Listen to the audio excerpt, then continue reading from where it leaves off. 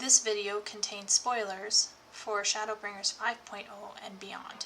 If you have not finished Shadowbringers 5.0, its patches and Endwalker, you probably do not want to watch this video. You may also want to read the two side stories on Lodestone, Ere the Curtain Falls and The Unpromised Tomorrow. Hello everyone, today I want to talk about Final Fantasy XIV again. It's one of my most favorite MMORPGs to play, and part of that reason lies within its really well crafted narrative. Now, as a literary major and someone who has studied literature for quite some time, I sometimes can't help but notice a few things that the writers for Final Fantasy XIV have done. And one of the really interesting patterns that we see is something that we often call parallelism. Parallelism is usually comparing and contrasting two things, like two situations or two planets or two characters. And in Final Fantasy XIV, there are actually quite a few parallelisms. Usually there's at least one per expansion. So for example, in Stormblood, we have Fordola and Yotsu, and that's a really fascinating kind of situation, if you will, that I could talk about another time. And there's less obvious parallelisms, like in Heaven's Word Preach noticed there was a parallelism between Amaric and Hraesvelgr, and how they approached a similar problem in different kinds of ways. So it got me thinking, where are the parallelisms in Shadowbringers? Now, the obvious one for me right away that jumped out was the kind of relationship, I guess, you could see between, say, the Crystal Exarch and Lord Vothri, because there is a question about what is leadership or what is a leader.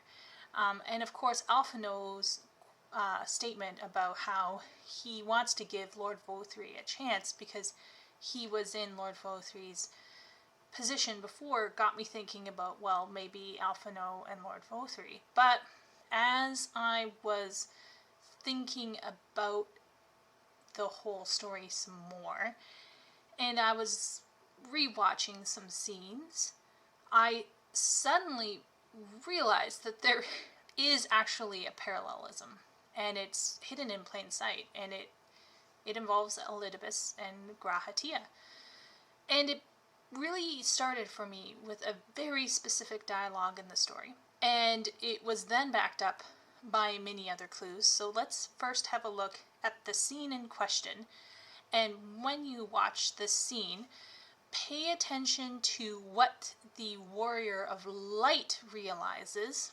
Pay attention to how Grahatia responds. Notice the music and where else that music happens.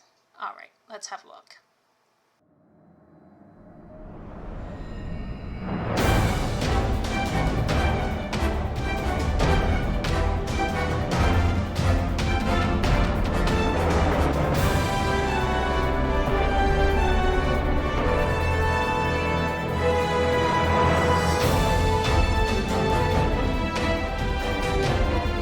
Not here either. We must keep climbing.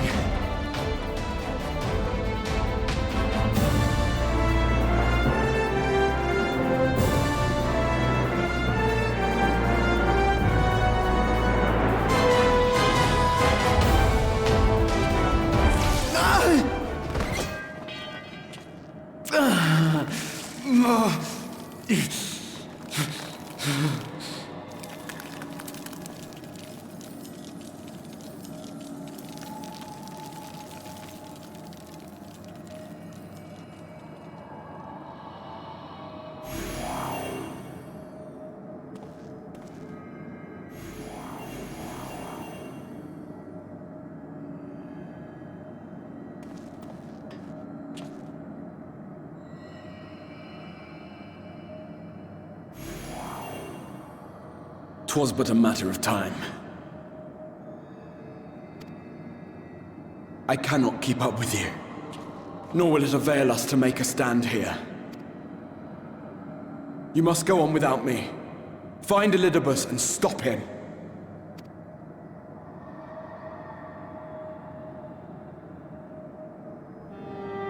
Worry not, my friend. Though I am no warrior, I have learned to hold my own over the years.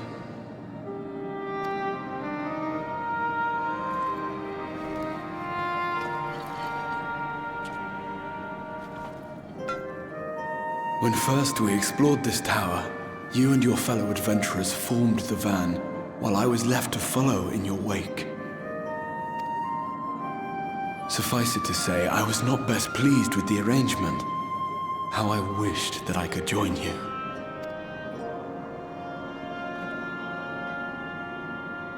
And now I have, here where it all began. I was right to trust in you, and the power of your legacy, of your name, to let them guide my every deed.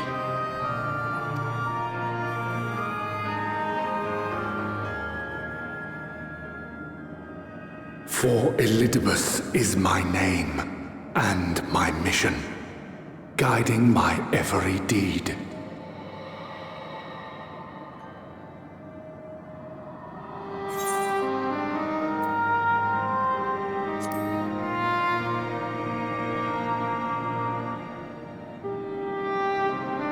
Why you? Why not you? Had I chosen another, we would never have made it this far. Or do I mistake your meaning?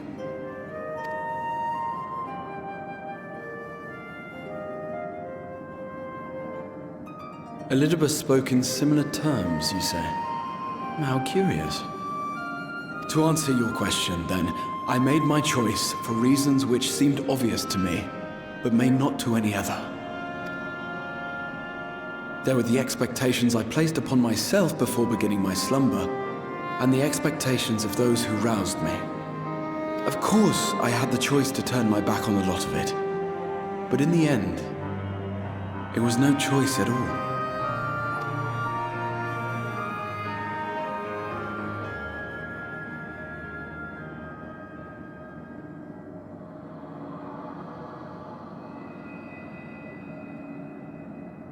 I cherish the time I spent with you and the others. What I wouldn't give to return to those halcyon days. Chasing ancient secrets, overcoming trial after trial with the aid of like-minded comrades. And what remarkable comrades they were. In such company, I felt as if I were a character in the epic tales that had stirred my heart as a boy. As if my dream had come true.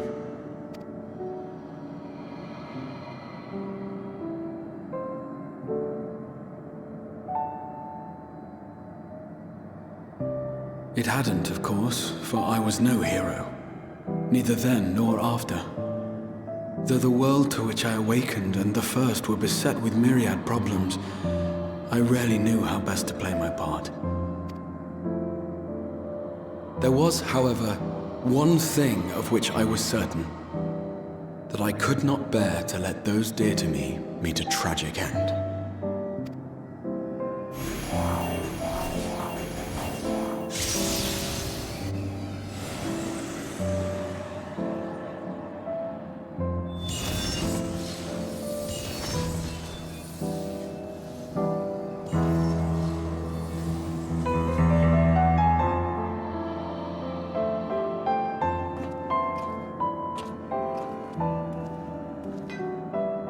I'm afraid our time is up. Go!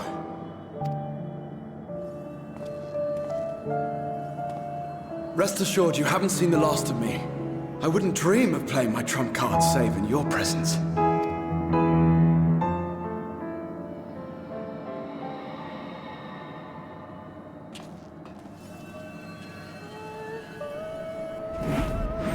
Break!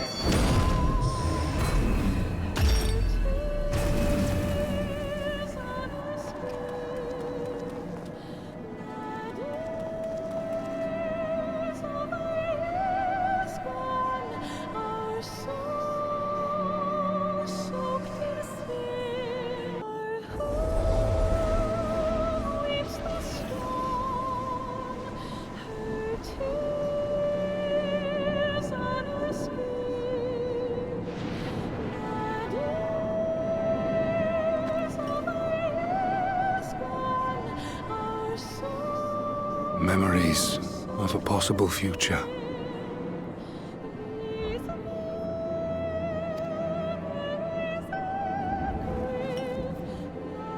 Worthless. All. Worthless as memories of the only past. Fated to fray and fade into oblivion. Leaving naught but a gaping void.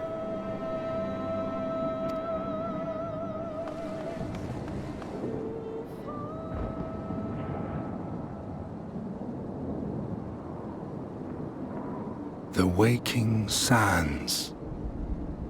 Yes, that was the place. The place I first made myself known to you and yours.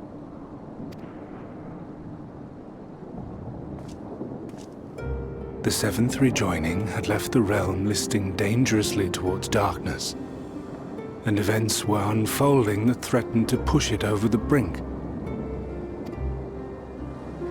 Thus did I approach you in my capacity as emissary, thinking that you would make a useful pawn. But I was wrong. And for my misstep did La Habrea and Emet-Selch pay the ultimate price, leaving me the last of the Unsundered. My remaining brethren, fragmented as they are, cannot hope to see our mission to its end. It falls to me alone. Defeat is not an option. I will strike you down. I will resurrect Lord Zodiac, and I will bring back those who sacrifice themselves to call him forth.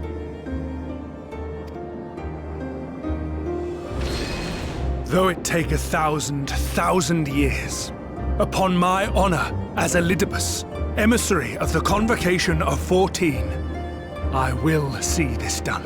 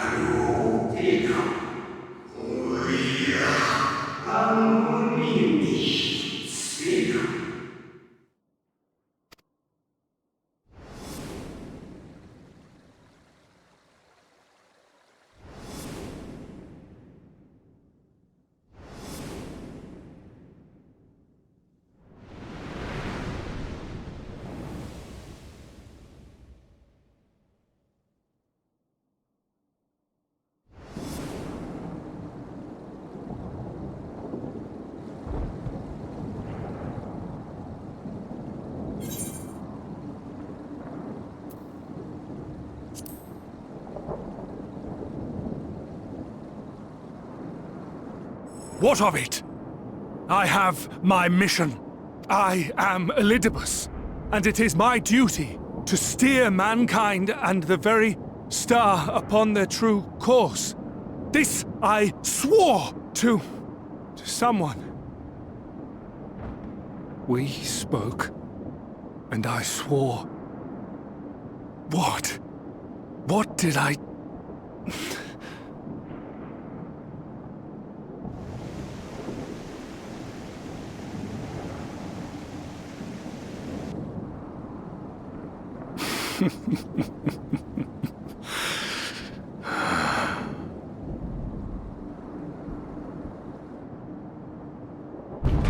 This pain, this torment, is nothing.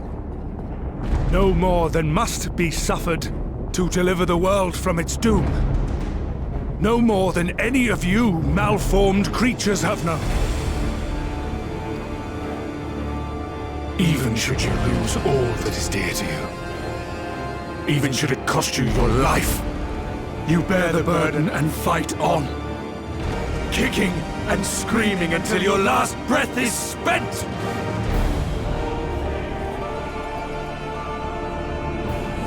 Aye, it's true. We've lost much and more. known unimaginable suffering. But through it all, we never, ever forgot what was dear to us. And that's what gave us the strength to carry on.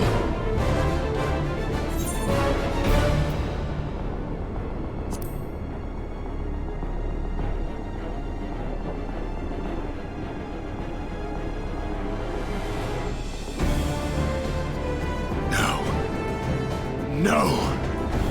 It will not end here.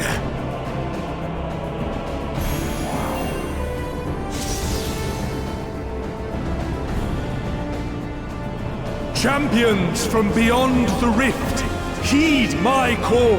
The time is come to deliver your brethren from darkness. My heart's sole desire is a world free of sorrow. Join with me now in hope and prayer for the salvation of all.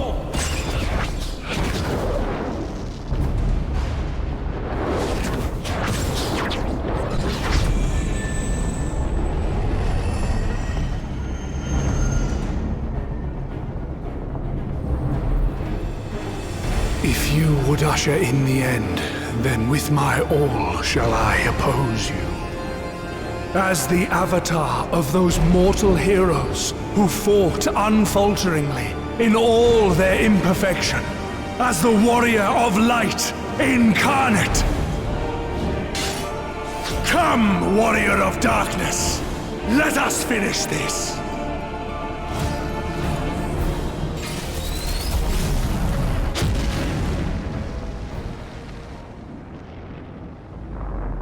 What?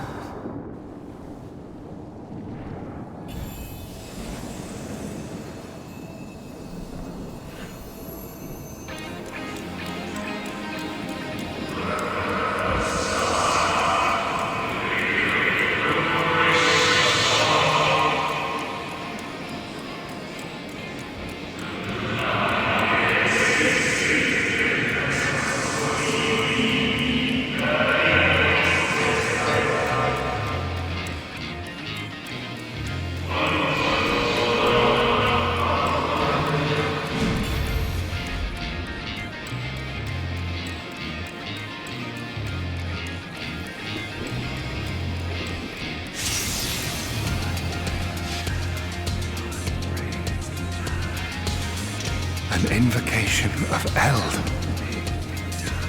though not of Hydaelyn's making. What are you? No, it matters not. You are the enemy, and you will fall. Even should it cost me everything, I will not forsake my duty.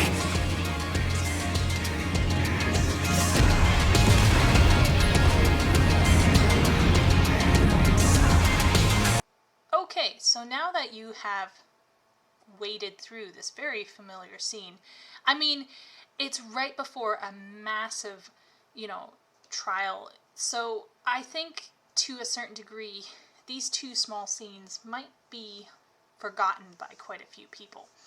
But they really stuck with me because I was like, why is my warrior of light linking Elidibus to Grahatia? Like, I was a little confused about that connection that the Warrior of Light made, and so I started thinking about it some more. I did some research, and I came up with an astonishing parallelism between Elidibus and Grahatia. So let's have a look at the similarities and differences between these two characters and kind of what they represent, or what two choices they represent. So the most obvious thing about Elidibus and Grahatia is that they are both young and old. Now, if you think about it, both of them have lived long past their time. Now that we've finished Endwalker, we know that Elidibus is more or less supposed to have probably returned to the star by this point. Like every other ancient has. But Elidibus hasn't, because he has been gifted with a mission to save his people. And even if his memory is going and stuff, he's still trucking. We know that at the beginning of Elidibus's kind of intro into the narrative, we know that he was, you know, this man who's kind of mysterious and talking to the Warrior of Light and kind of messing around with Urianger. But over time, we learned that Elidibus was actually the youngest ancient on the Convocation of 14 in the Japanese short story, where he has a cameo. He is referred to as a Kogarana Seinen, which is usually interpreted as a young man or youth who is physically short for his age. Now, Seinen in Japanese is a little confused with shonen. Shonen is young. Shonen is like, we're talking like somewhere between 6 or 8, probably 8 to 12 or 16. Whereas seinen is usually considered to cover the ages of 16 to 25, sometimes a bit older. So we are looking at Elidibus as being somewhere between Alphino and Grahatia's age. Grahatia, we'll get to his age soon. But by the time we meet him in A Realm Reborn, and by the time we put him in the Crystal Tower for a short little stay, he's around 12,000 years old. So he's really mature by the time we have to, kill him. But he still presents as very youthful, shall we say. And in his final moments, we kind of see a self-reflective look at what he was originally. Because as he returns to Aether, and eventually we know by Endwalker he will have returned to the Ethereal Sea, we can see that he's returning to his kind of more pure and original form, which is really youthful. Now, in terms of Grahatia, he is also actually rather youthful but old. By the time we meet him as Crystal Exarch, he's, quite older. So when we last saw him, he was about 24. In the Crystal Tower, I believe he was around 24, I believe. And basically later, when we see him in Shadowbringers, he's around 124. And therefore we get this weird thing with Graha where he's both old and young. And his body, in fact, is in a form of stasis where he will never grow old. And he doesn't eat and he doesn't sleep, and he's in a whole other level. When we finally take his soul back, the two souls somehow come together okay. And that's great. That's good news, right? But this means that Grahatia forever has all of these memories and these abilities and skills that he can call on when he needs to. But the key is when he needs to, and we'll dive into that a bit more later. So then the second thing that is most obviously similar between the both of them is that they are both, well, shall we say, height challenged. Yeah, that's right. Both Elidibus and Grahatia are actually really short. So in the short story, Ere Our Curtain Falls, like I just mentioned, Elidibus's cameo specifically states that he is really short. He's shorter than usual, which means that not only is he young, like potentially 16 to 24 years of age, but he's also physically smaller. And who else do we know is also quite short? I mean, if anyone is curious about how to make a Grahatia alt, when it comes to character creation, when you go to the Mikote Seeker Mail, you have to pull that height slider all the way down. Now his tail is at 100%, which is why his tail looks really quite long, but in reality he's really short. Like we're talking like close to 5 feet, like maybe even less. So he's a short boy, just like Elidibus. And this kind of has some interesting links to thematic material in other areas of the game, and we'll talk about that later. Then, another thing that is very fascinating to look at is their goals. And this is, I think, where the parallels get real, okay? So, Elidibus' first goal that we know of, narratively speaking, is to be the best Elidibus ever, right? He's in the convocation of 14, he's new to the job, he's obsessed with doing the right thing, and they notice that. Like, his fellow convocation members are always telling him to, like, calm down, take it easy, like, don't freak out. But Elidibus is very serious, and he's taking his role seriously. His second goal was to basically sacrifice himself and become the heart of Zodiark and basically mediate between his people and the being known as Zodiark. And so he took this on willingly. This isn't some kind of child sacrifice situation. This isn't some kind of situation where he was bamboozled into it. He chose this role. He saw this as a great honor. And he saw this as a great honor and a moment to do the right thing because he loved his people. And basically his other goal was to basically mediate eventually between the two factions of the Ancients that rose up, the Hydaelyn faction and the Zodiark faction. So he left Zodiark's, heart, and he basically went out to do his job as emissary, but in the process he more than likely damaged himself mentally. And so when he was spared the Sundering, it was not a gift, shall we say, because his goal became very mechanized.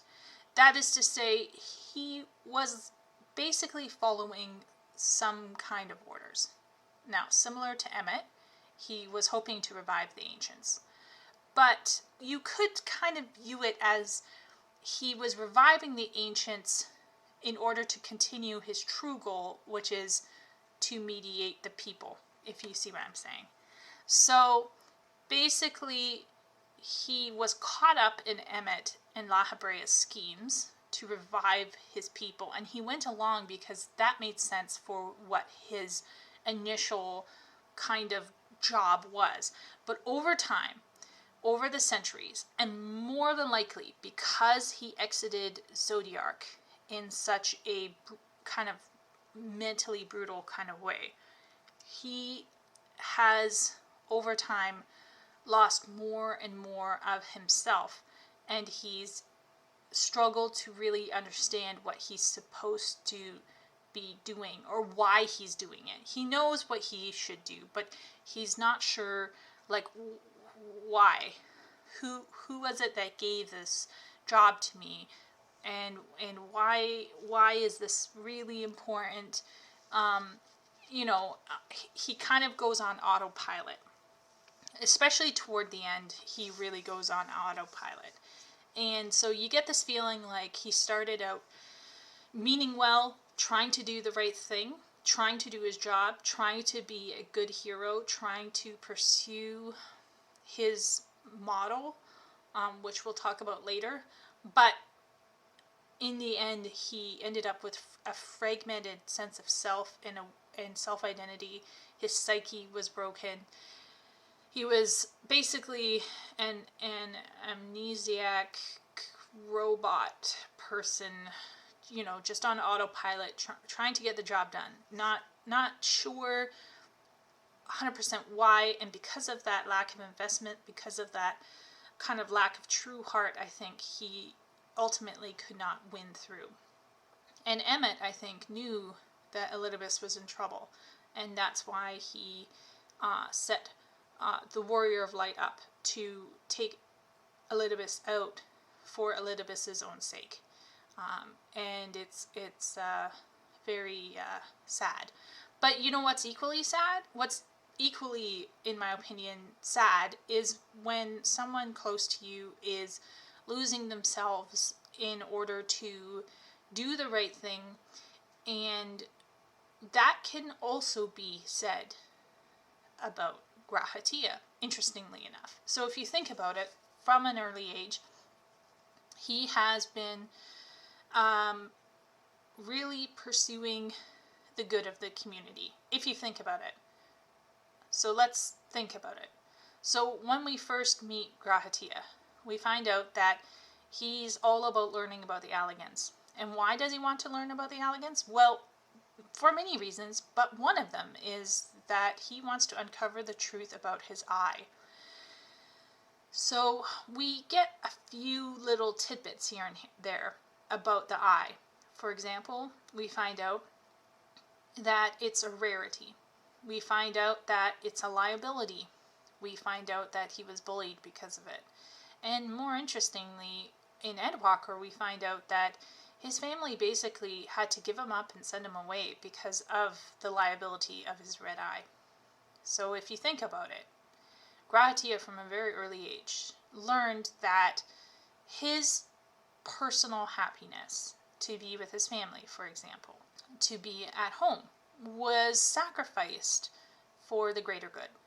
And he took on that responsibility, and he almost got really dramatic about it, especially if you listen to some of Kryle's commentary. He became obsessed with heroes, he became obsessed with being heroic, he became obsessed about making the history books, he became kind of obsessed with what a hero might look like. And so when he meets the Warrior of Light, he instantly recognizes this is a person who is amazing. Like, I want to be like them. But over time, he begins to realize, oh, I can't be like the Warrior of Light. I'm not the Warrior of Light. And, I'm an NPC. And so he takes on the next best thing that he can do, which is to protect the world from the power of the Crystal Tower and preserve the hope of Princess Selene and her people. And so Grahatia does the one heroic thing he knows that he can do, which is to put himself to sleep inside the Crystal Tower. And this is in the face of him potentially going on adventures with you, on, digging up more Allagan ruins, on reading more books and enjoying his life. He decides, no, this is the right thing for me to do. It's really a moment where he also is called to give up a large portion of himself. And what that does is that it places him in this weird storyline where he is finally woken up, but not to a world that is ready really to use the Crystal Tower. In fact, it's a nightmare world where the hero he loved is now dead and everyone's killing each other and the world is in anarchy and Ishgard is burning and and all of this stuff. And Grahatia and various other side stories show that Grahatia struggled with depression and feeling like hopelessness and feeling like giving up, because what was there? But the people of Ironworks inspired Graha, and they made him believe again that there was something that could be changed. And so Graha worked once again to restore the timeline and save the Warrior of Light at the cost of himself. So he ended up melding with the tower so he could live long enough to welcome you into the first shard. And then he basically works with you to bring an end to the light and to save the source from everything. His goals over time move him bit by bit closer to death. And in fact, he welcomes, this bizarre, horrific ending where he might be in the rift for a long period of time with the light. We don't know what would have happened to Graha if he had succeeded in withdrawing the light from the Warrior of Light and then taking himself into the rift. Like, we don't know if he would have died instantly or if he would have been drifting for ages as a monster. It's hard to say. Either way, it wouldn't have been a good ending. So we can see that, like Elidibus, Graha was in danger of losing himself. And yeah, both of them were sacrificing themselves above and beyond the call of duty, and one was more impacted ultimately than the other. And we can talk a bit about that later. So another thing that's interesting about both characters, which some people might not know, is that Graha is not the only one who is obsessed with the Warrior of Light. So we all know that Graha is a Warrior of Light fanboy, like right next to Alice. And whenever he watches how we act, like from the get-go when we first meet him as a disembodied voice, and he repeatedly tells us that we've inspired him to be his own hero, his conversation with us before Mount Gulg is like basically a love letter to the Warrior of Light, so it's no surprise to us that he's willing to die for us. Elidibus, however, he takes on a final form in 5.3 in his final battle with the Warrior of Light. And what form does he take on? He takes on the form of the original Warrior of Light, or rather his version of the Warrior of Light. Now, it is speculated that Azem would have been the original Warrior of Light. So therefore, we could say that if Elidibus is as much of a fanboy as Azem as we find in Ere the Curtain Falls short story, then we could say that he is basically modeling himself after Azem and the Warrior of Light. And if Elidibus is Themis, then we know for sure that Elidibus really, really, really admires and wants to kind of pursue the image of Azem. And so for me, I think both Grahatia and Elidibus show a deep, abiding respect and admiration for the Warrior of Light, and this impacts their own lives. They change as a result, and they make choices that sometimes damage themselves because they are attempting to be you, basically. In terms of personality, there is some differences. Now, Elidibus is a young person who is very earnest. He took his duties very seriously. You know, the role he took in the Convocation of 14, it's not like some piddly community role. This is an amazing, important political body in the ancient world in Amarat. And so you can imagine he was taking this, role very seriously. But we also can see that he's a little bit naive and overwhelmed with admiration for Azem, especially in the short story. Highly recommend you read the short story. And we definitely know that he is self-sacrificing and he really cares and loves for his people. So basically, I would say that Elidibus is probably one of those people who's a helper, hardworking, diligent, earnest, kind of like a hard, and imagine him as a young man. Don't imagine him as some sort of like goopy mess. Like he's a young man who wants to prove himself, like Alphino, like Grahatia. So he is one of those kinds of people who basically really has this joyful enthusiasm, but at the same time this intense diligence. Grahatia is, well, he's a bit more developed than Elidibus, I think because of his role in the narrative and because he basically has just more screen time, in my opinion. But basically, when we first see Grahatia, he's a bit dramatic, isn't he? And when we meet him as Crystal Exarch, he is more grounded and old. And Preach commented and said, like he's not the joyful, all the joy has been sucked out of him. But I believe that over time, if you watch after Shadowbringers, we begin to realize that the Crystal Exarch hasn't fundamentally changed. He is still Grahatia. That is to say, he is unable to hide his feelings and emotions very well.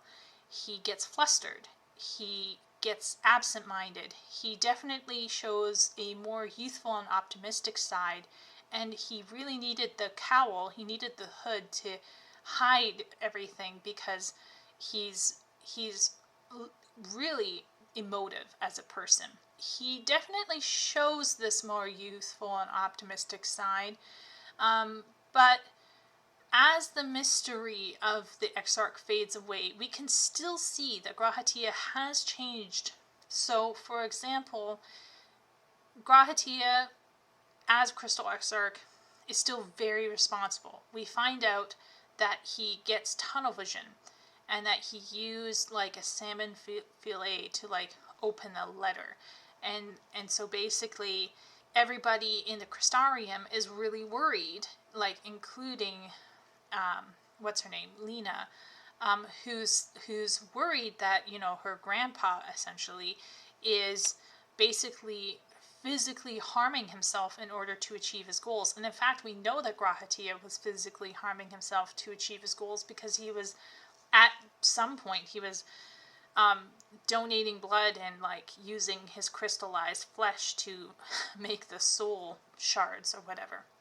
In Endwalker, we see G'rahatia move to a space where he is obviously fighting for himself, and we'll talk about that a bit more. But some of his personality, his fanboy personality, his enthusiastic personality still remains, but underneath that there is a layer that can emerge at any time that is more grounded, commonsensical, serious, and kind of in charge. And we call that the Crystal Exarch mode, and everyone really likes it when it comes out.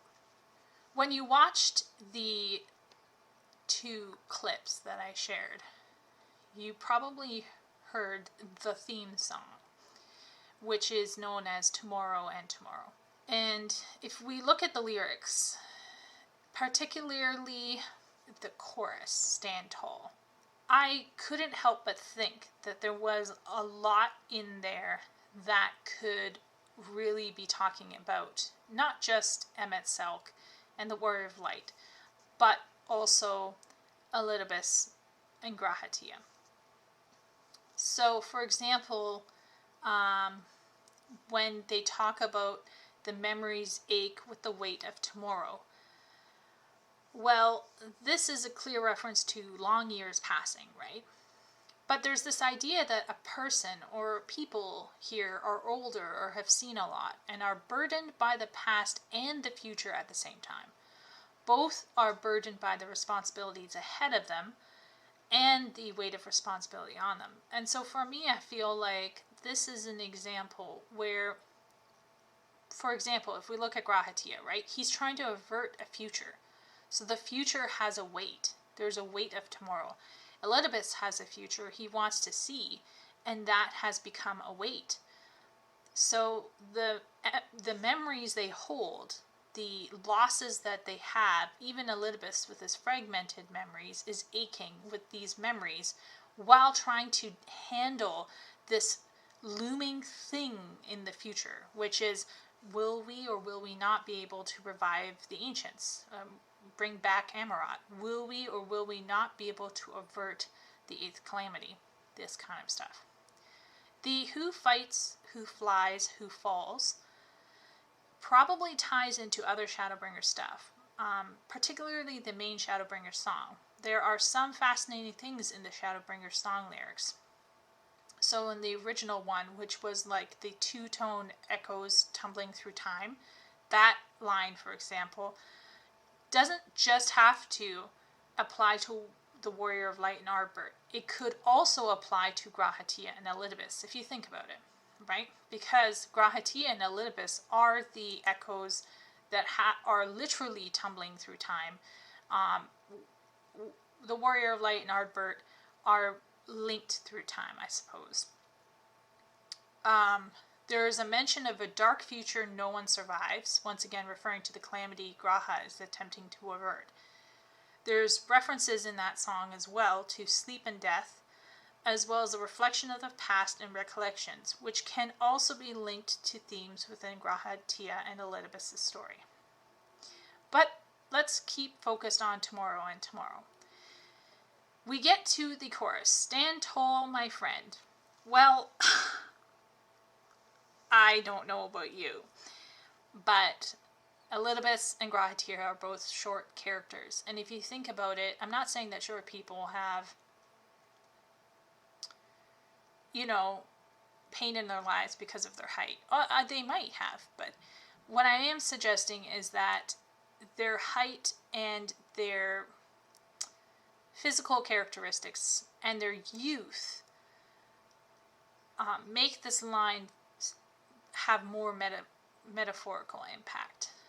They are both short characters, yes, but they're also small, young, relatively inexperienced characters who are forced into positions of extreme responsibilities, and they have to rise to that occasion. It's not just you, the warrior of light, who has to rise to the occasion, it's also them. May all of the dark lost inside you find light again. Well, both of them struggle with the darkness they're fighting. In the case of Elidibus, his darkness is literally his own memories and his own self, right? Because he has become fragmented. Grahatia's darkness is less within himself, although he struggles with hopelessness. He is also struggling with memories of what the future will hold. In time tumbling, turning, we seek amends. Well, that should be fairly obvious. Like, Elidibus has lived a long time. Grahatia has lived longer than he should have. They're both, trying to make things right. Now, eternal winds to the land descend. So, eternal winds is actually a title for a song that almost always plays when Grahatia is out and about. And I hate to say it, but it makes me cry a lot. And I'm sure I'm not the only one. So Eternal Winds, for me, that right there is a link to Grahatia. It's a link to the idea of freedom, and freedom of the self, freedom of expression. And then, of course, our journey will never end. Now, if you think about it, Grahatia is the one character in the story who is systematically characterized as being obsessed with going on an adventure with the warrior. And we get a hint of that as well with Themis, who is very excited to go on an adventure with Azim. And Elidibus in the short story is also kind of naively, admiring of Azim's adventures. So we can definitely link these characters with the sense that, they had a life before them.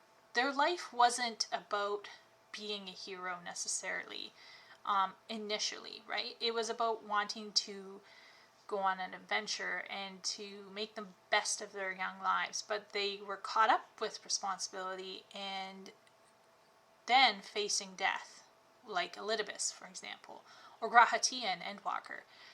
A lot of people broke down when Grahatia, says his farewell. And I think it's not just because of the music and the visuals and everything. I think it's also because there's a sense of a life ending too soon. And we get that with Elidibus as well. And therefore, I think our journey will never end is basically kind of a promise to Grahatia and Elidibus to a certain degree. It could also be a promise to Ardbert as well. But I think Grahatia as well, just because of the line before, in context, it's, it's a very, it skews more toward Elidibus and Grahatia, in my opinion. And then basically there's the undying promise that we just might carry on in song. So basically, okay. So the full verse says, "From those who've fallen to those who rise, a prayer to keep us ever by your side, an undying promise that we just might carry on in a song." Okay, so let's talk about who have fallen. Well, the obvious one will be the ancients, right? So M itself tells us to remember, and we promise to remember the ancients. But is that all? Who else has fallen? Well, if we think about it, and this is made twice as heavier when you play through the twinning dungeon. If you haven't, go do it. You realize that there was this group of people and their children and their children's children who fought hard for a future that they might never see. And in fact, we know that they never see. And to Grahatia, as far as Grahatia knows, those people have gone. They're dead. They might as well be dead.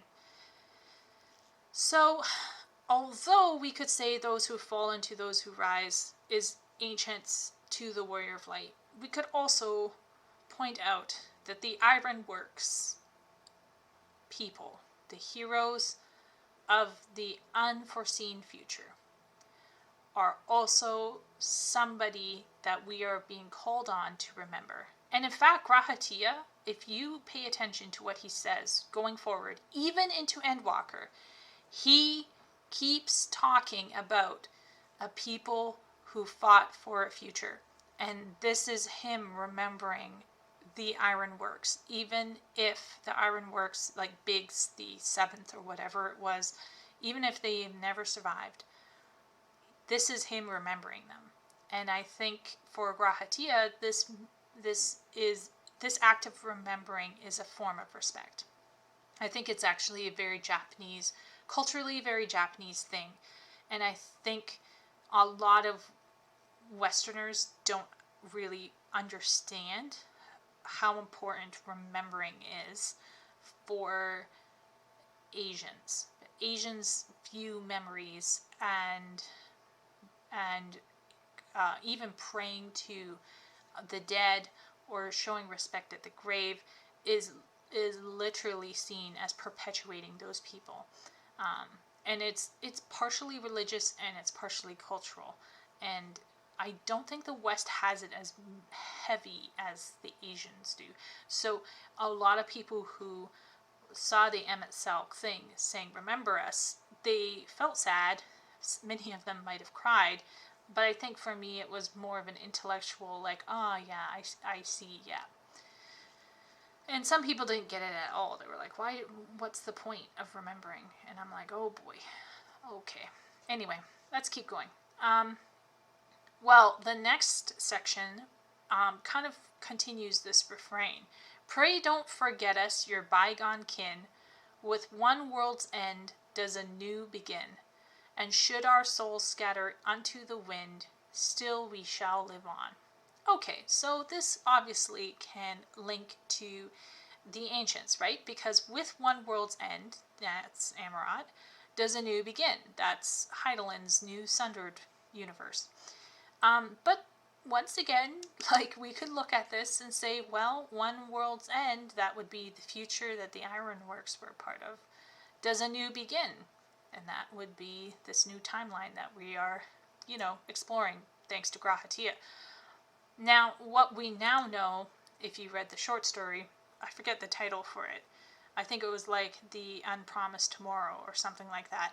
We now know that there's a whole separate timeline where those people are, like, basically working in, and we may presume that the ancients are still alive there and everything. Like, I don't know how that works, but yeah, there's, this once again is talking about this kind of cyclical thing that we can see happening, where with one end comes a new beginning, and Elidibus marks that just as much as Grahatia.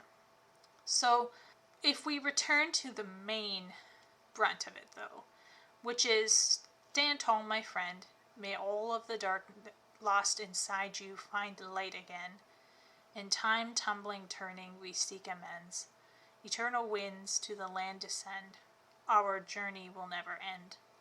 This is kind of really the crux of the whole thing, right?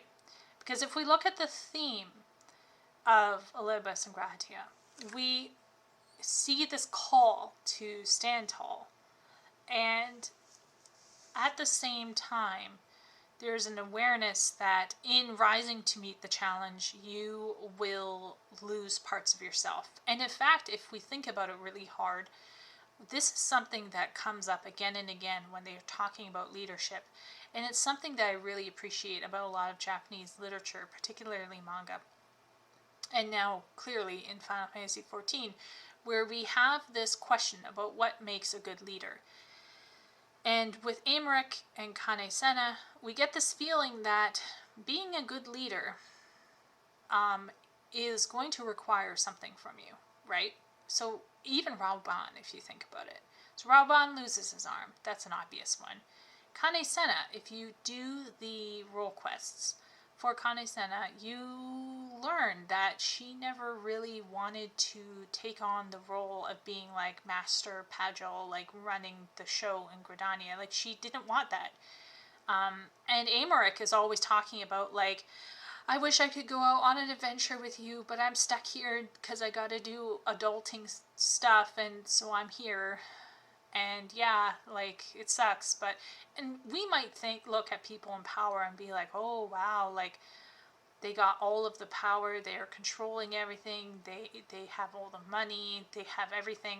But what is very clear in Final Fantasy XIV is they're showing that whether you're a good leader or a bad leader, whether you're Vothri or Aymeric, whether you're a Crystal Exarch or, you know, Elidibus, when you put yourself at the fore, you're going to sacrifice something. Sometimes you will sacrifice your morality, sometimes you'll sacrifice your good sense, sometimes you'll sacrifice a part of your body. In the case of Elidibus and Grahatia, sacrificing themselves for the community resulted in a loss of ego, and by ego I mean a sense of awareness of self, a sense of personhood. In the case of Elidibus, it's literal, like it's a literal physiological problem that he has. With Grahatia, it's more psychological. So both Elidibus and Graha gave themselves up for their people. And in some cases, you could argue, for example, Elidibus gave himself up for a cause he didn't even fully grasp, shall we say. And in the case of Graha, he gave himself up for a cause, that is for the Crystal Tower specifically, for people he never met. He was getting like visions from his eye from the past, and he received awakening to the truth, and he was like, yeah, time to pack it up, let's go to sleep. So this isn't even somebody next door that they knew, or it wasn't just family, if you see what I mean. It was for the greater good of a bunch of people that they might not have really known, or in the case of Elidibus, remembered. So it's really tragic. I mean, I don't know why I'm laughing. I think it's because I'm emotionally dead inside, but it's really sad if you think about it. Like, if you really sit down and think about this situation, it's really sad. So not only did they give their time and their youth and their energy away, they sacrificed portions of their identity and dreams for a cause, in some cases, in the case of Elidibus, for a cause that they were slowly forgetting over time, you know? Now, in the case of Elidibus, we see someone who goes so far down the path, he is never able to be fully restored. Not until he finally reaches the ethereal sea will Elidibus really understand how far he's gone, right? Over time, we see that Elidibus has lost his memories, and as a result, lost sight of significant portions of his mission. And as a result, I think he vacillated between helping Emmett and then reaching out to us, and it was all really confused. And ultimately, he lost the battle against the Warrior of Light. He could not fulfill his mission to help the Ancients, and he lost himself in the process. Now, later in Endwalker, we get to meet him again briefly, and we are told by Grahatia that basically this will be our last chance to really talk with Elidibus, because after that, Elidibus will more or less reach the ethereal sea. And in fact, after speaking with Elidibus, he does dissipate entirely, and he returns home. Ultimately, Elidibus regains himself, and he is willing to help us because I think he finally realizes who we are. But up until then, he's really, really sacrificed so much of himself. Now, in the case of Graha, we also see someone who is at risk of losing himself for a variety of causes. So once again, as a child, his family life was destroyed thanks to the risk he posed as a bearer of the Allegan Eye. For safety reasons, he was given to Sharlayan scholars and hasn't seen his family since. And ever since I've done the Reaper quest and the final role quest, I'm really worried about Locus Aminus, because it looks like Corvos has gone down the shitter, and Lord knows what has happened to Graha's family. So yeah, there's that.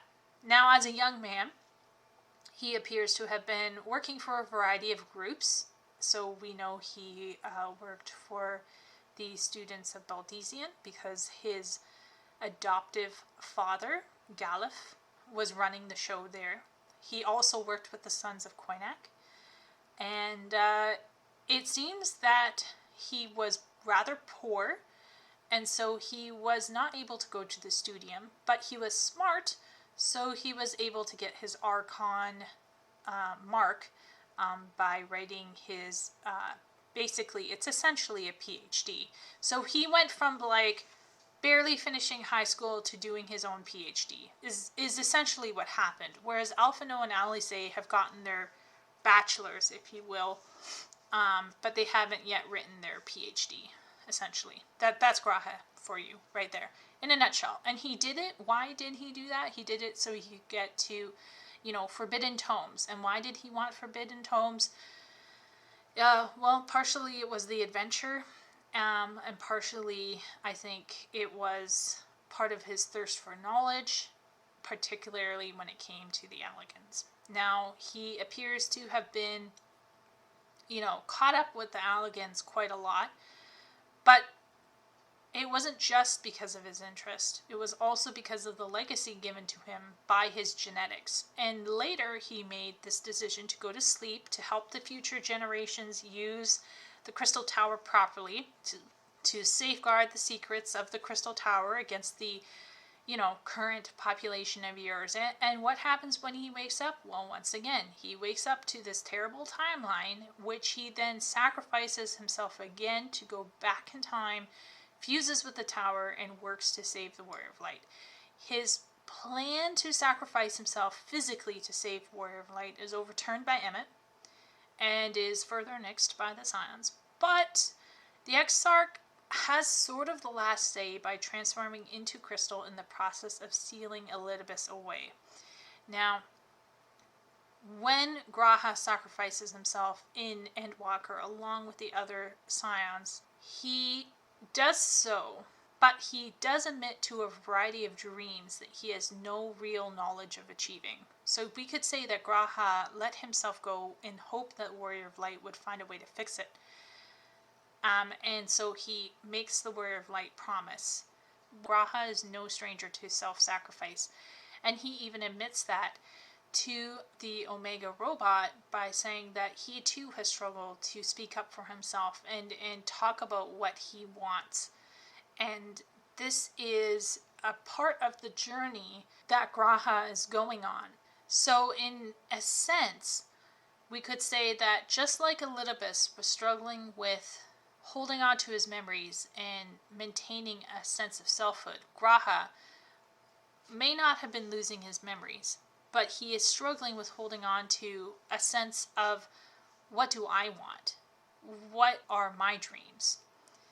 And this is why when he talks about, will I be just a footnote, or will I be mentioned somewhere in the tales, is his desire to make a difference, but it's juxtaposed against his realization that he also has to not lose himself in the process. He has to take care of himself physically.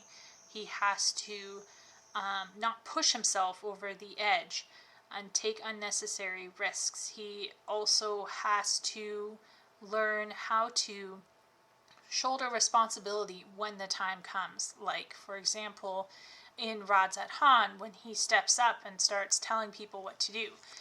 So Graha has this interesting journey where he has to learn how to balance all of these parts of himself. And Elidibus is unable to go on that journey. And I can't help but wonder why. Like, where was the fork in the road?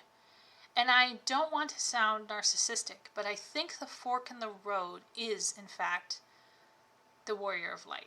So let's talk about it, the big difference. See, Graha and Elidibus mirror each other, right? I think I've proven my point there.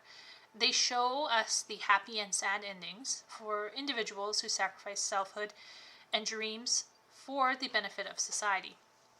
Graha's personality journey isn't to relationship like the other scions. So if you think about it, Y'shtola is about growing softer and making room for Runar, for example, while at the same time kind of turning into a mentor-y Matoya at the same time, right? And then we have, for example, Alphino learning how to speak with people instead of speaking at people.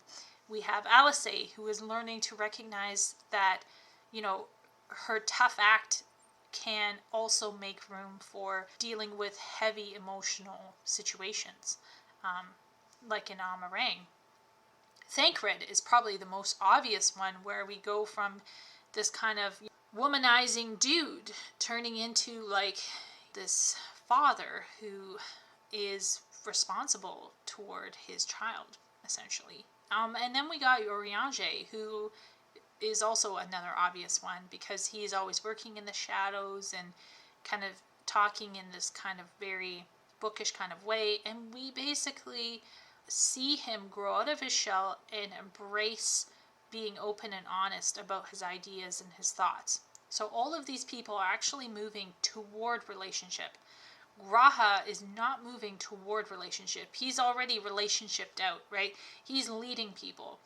He's been a grandfather to Lena, right? He's very emotionally available, shall we say. But he has a problem that many of the other scions don't have, and that is he struggles with speaking up for himself and what he wants. He is learning to realize his dreams and to fight hard for what he thinks might be impossible, not to give up hope.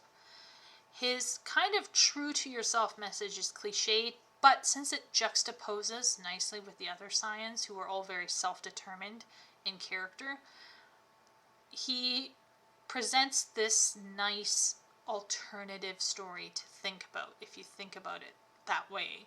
So in a sense, you could say that Grahatia is really about self-empowerment.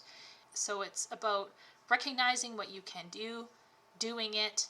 It's a very stoic kind of message, and it's really very uplifting. But Elidibus is a warning. We see that if taken too far, self-sacrifice for the community will end up in the death of self, resulting in not only regret, but also actual inability to achieve one's goals. If you think about it, because he didn't have all of his faculties, Elidibus could never win. And while Elidibus acted for good, his inability to speak for himself points to an inability to will to action in a meaningful way. After all, if you can't negotiate and champion yourself, you run the risk of losing the ability to champion for others as well. So I had to think about it, right? I had to think, so what saved Graha and what condemned Elidibus? Well, for starters, I think Elidibus's great error was when he left Zodiark and basically caused a schism, right? He caused a psychic schism on some level that damaged him. But I think another huge difference is that Elidibus did not have the Warrior of Light. And as much as I think Emet Selk is amazing, and La Habrea was very powerful. Emet-Selch was not the answer, and neither was La Habrea. If we think about it, what Elidibus lacked was the Warrior of Light. G'raha had the Warrior of Light. He repeats that over and over again, that he would have given up if the Warrior of Light hadn't been there as a shining light, as an inspiration. And although Elidibus had the Warrior of Light as inspiration, we can tell that because he attempts to take on that form. We know that Elidibus's faculties, shall we say, are so fractured at that point that his inspiration from the Warrior of Light is equally fractured and meaningless to a certain degree. If the Warrior of Light had instead been there from the start, I think even if Elidibus had, been dealt some kind of a psychological or physiological kind of blow leaving Zodiark, I think the Warrior of Light could have helped Elidibus find himself again. Whereas I think Elidibus was essentially set on this course without any real support from Emet-Selch and La Habrea, to a certain degree. If you think about it, these are three guys who are just living on the edge for 12,000 years.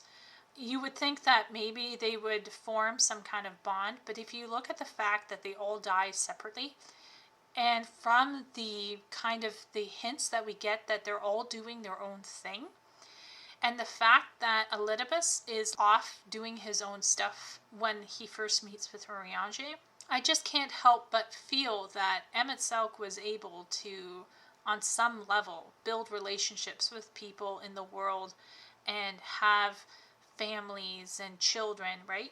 He says that, right? He was able to go out and basically make families and make friendships and build empires and screw with people, and then we get La Habrea, I believe, who had a habit. Was it La Habrea who had a habit of jumping? I think La Habrea had a habit of jumping bodies. La Habrea was here and there, right? So if you think about it, Elidibus didn't have friends. I hate to say this, and I'm an Emet-Selch fan, and I'm just oh boy, right? Because Emet-Selch is Emet-Selch. He's not the Warrior of Light. To expect Emet-Selch to be Azim is unfair to Emet-Selch. Emet-Selch is who he is, and he was not able to be the Azim that Elidibus needed. And so Elidibus did not have what G'raha had. And what G'raha had was, first off, his psyche wasn't splintered, and number two, he had the Warrior of Light. He had Azim. And I think this really is a lesson to us on two levels. Number one, it's a lesson to us that, once again, if you can't negotiate for and champion yourself, you cannot champion others as well. Now, you might find some power in championing for others, but I think you become even more empowered when you have a strong conviction in your own abilities and in your own self. And number two, I think that it really tells us that as warriors of light, our role in someone's life might feel kind of insignificant, but in fact could be really huge. So we weren't with G'raha for a long time, if you think about it, right? We were only with him for one quest line to open up the Crystal Tower. In fact, it was such a side quest that they had to make it a main quest in order to give this one particular moment in Shadowbringers weight, because it's a side quest in our life. We weren't thinking much about it. There were probably many players who were like, "Oh, it's the first major Catboy in the story." Okay. Now there are some Catboy fans out there, I'm one of them, who immediately latched onto G'raha and thought he was amazing. But I have heard stories from older players who have been playing it for quite some time, And they admit that, like, Graha was not really on their mind until the Crystal Exarch popped up. And even then people were like, what was that guy again in the Crystal Tower? So you see what I'm getting at. There are going to be some people in our life that we're going to only meet for a short period of time. The words that we say to them and how we treat them will matter, could potentially matter. And I think that's one of the major takeaways that I can take away from this, exploration of the parallelism between Elidibus and Graha. Yeah, so that's why I really loved Shadowbringers. In fact, I might still like Shadowbringers over Endwalker, and I only like it more because of this interesting parallelism that happened. I just feel like there is a wonderful story here of learning to advocate for yourself and your dreams, and learning how to balance sacrifice with self-care, I guess. And I also think it's a really beautiful story of two groups of people, the Ancients and the Ironworks people, trying to push forward. But I feel like the Ironworks people were inspired, and they were inspiring, and they inspired Graha, and the Warrior of Light inspired Graha, and I think knowing that we can inspire others is also empowering.